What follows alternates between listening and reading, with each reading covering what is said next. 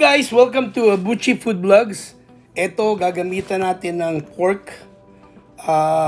Actually, parang pork chop to pero gagamitin ko na isa sa mga sahog. No, only sa ampalaya na lulutuin natin. Which is a good clean pork. So, eto na siya. Hinati-hati ko na, pero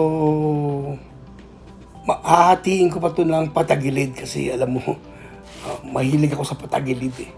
Gusto ko parating patagilid ang mga hiwa ng ampalaya. Ayan. So, it's gonna be good. And we have some onions. Ayan. Pula ang sibuyas natin. Mas masarap para mas malasa. And it's gonna be good. Tara, magluto na tayo. Cooking oil. Lagyan ko muna ng konting mantika. At ilagyan na natin ng ating ginger and luya. Ang everlasting luya. Alam mo, maganda sa katawan ng luya eh. Ha? Sige, luya. Tapos lagyan natin ng naubusan ako ng garlic, ng bawang.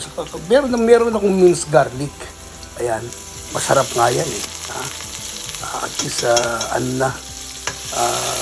tino na siya at pwede nang isahog. Alright? Ngayon, lagyan na natin ng ating red onions, which is sibuyas na pula. Ayan. Ilagay lang natin yan. Ihalo lang natin yan. Ayan. Halu-haluin lang yan. Madali lang to. Gisa-gisa lang ang palaya. Ayan. And then, of course, hindi mawawala ang ating oyster sauce. Kailangan may konting oyster sauce para nandyan ang lasa eh. Yan sa oyster sauce. Okay? Tapos lagyan na natin ang ating pork. Ayan. Ayan. This is good. And nilinis ko na yan.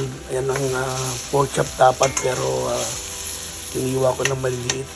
At ihalo natin sa ampalaya natin. Nilagyan ko ng konting lemon para mawala yung lansa. Hindi naman nalinis ko na yan eh. Pero yung lemon is nagpapaano ng zest.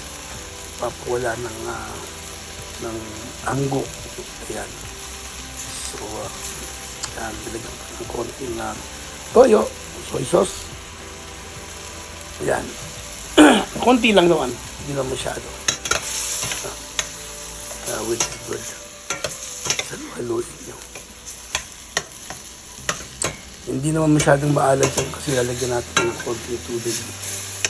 So, yan.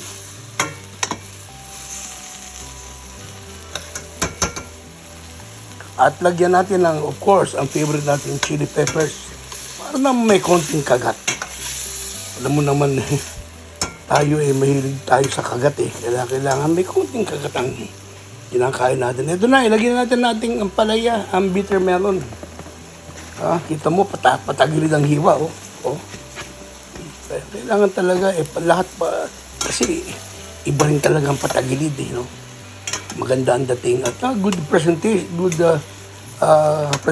pati. Alright. Nakakita ko ng konting eggplant, talong, sinama ko na rin. Wala namang mawawala konti lang naman eh. Ayan. So I put a little bit of eggplant. Ayan. So, nilagyan ko rin ng konting tubig just for para man magkaroon ng sauce yung ating niluluto, ha. Alright. Malapit na to. Ayan.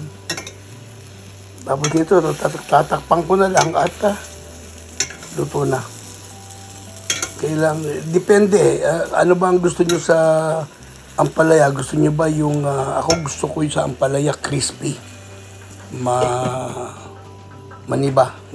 Parang malutong-lutong. Ika nga. Ayan. Sige. So, ito na. Yan na siya. So, makikita natin, kasarap. Nagsasama yung sili, yung paet, yung lemon, yung luya.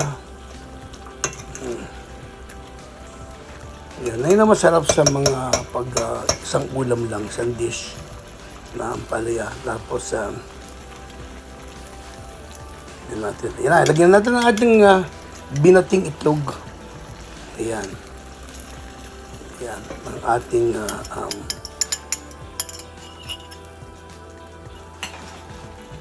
ayan. So, pag nilagyan mo na yan, halo-haloin mo na lang. At that's it. Simple, done, and easy.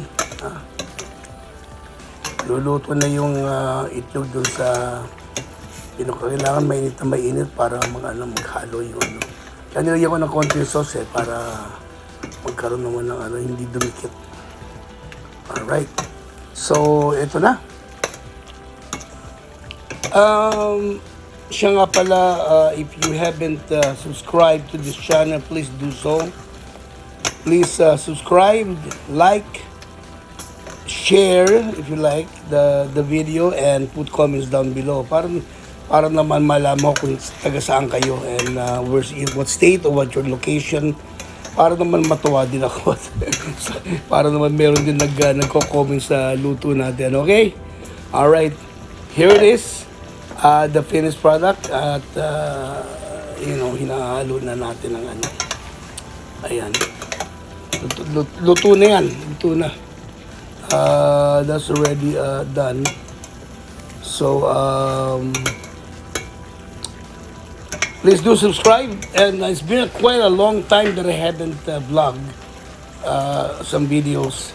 So usually puro mga short videos lang ang binabanatan natin but this time I prefer to put long videos para naman enjoy tayo. So nagluto ako ng ampalaya. So, if you please comment down below kung anong request nyo na lulutuin ko. Parang parang song request no? Ito naman dito luto. Okay. Okay, ito na ang taste test natin. Pinaikot-ikot ng presentation. Ang ganda pa ng rice natin. Talagang pagkahulman ng kanin natin. Naparami yata yung lagay ko ng rice. Pero okay lang yan. Kasi hindi ko naman maubos yan Nilagay ko lang sa tabi yung ampalaya, yung luto na natin. So, ayan, pag umorder ka, isang ano na yan. Isang ulam na yan, okay. Let's taste it. Parang ang lalaki, ang hiwa ng let's check. Alright.